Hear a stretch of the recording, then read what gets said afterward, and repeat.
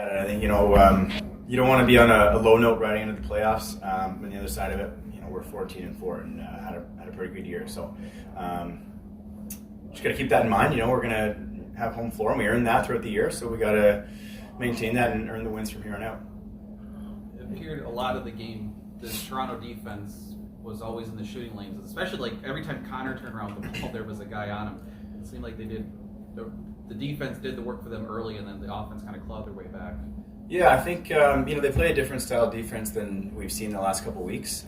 They pressure out high early in possessions, even our defensive guys in transition, right? We turned over the ball a couple times around center, even just with passes, we were turning it over. So it's, a little out of character for us.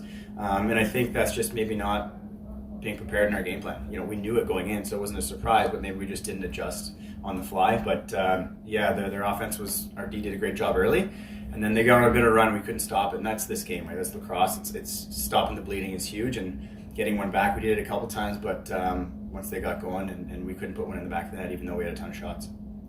I know every time you put on the uniform, you got a lot of pride, and you played with emotion and all those things, and I could see that. But is it still a little odd to play in a game where there's nothing at stake in terms of the postseason when you've got the bid wrapped up and all that? Does it just feel a little different? Yeah, definitely. I think that's part of being an athlete, right? It's being able to get up to the games that maybe have a smaller crowd or maybe a different situation, things going on at home, all those kinds of things come into play. So I think it's kind of a bad excuse, but at the same time, we're human beings. It's natural to kind of think about things a little bit differently, come in with emotion, and know that next week we're back here for a game that's do or die and really does mean a lot, right? So while I think there is some of that, and maybe that was, we wanted to work hard tonight and didn't put the pieces together, I just don't like the excuse, because I think, we're pro athletes and do our job.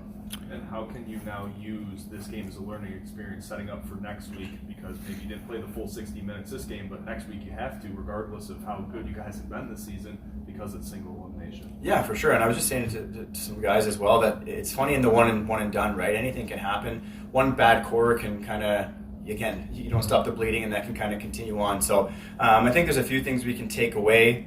One would be that if someone's checking tape and watching kind of what we did maybe in transition or how they stopped certain shots or got in lanes tonight, we got to be ready for that next week, right? Teams are going to adjust, especially knowing our record and our strategies. So we got to be ready for that next week and here on out. Anything strike you about the games with Albany so far in terms of what sort of team they are and how you won't match up with them? Yeah, they're a good team. They got a good goaltender. I think they're pretty deep in their group that have played together for quite a while. That's actually a former organization I used to play for as well. I know a lot of familiar faces over there, and they just trust each other a lot. And I think they want to work really hard. So we got to be able to match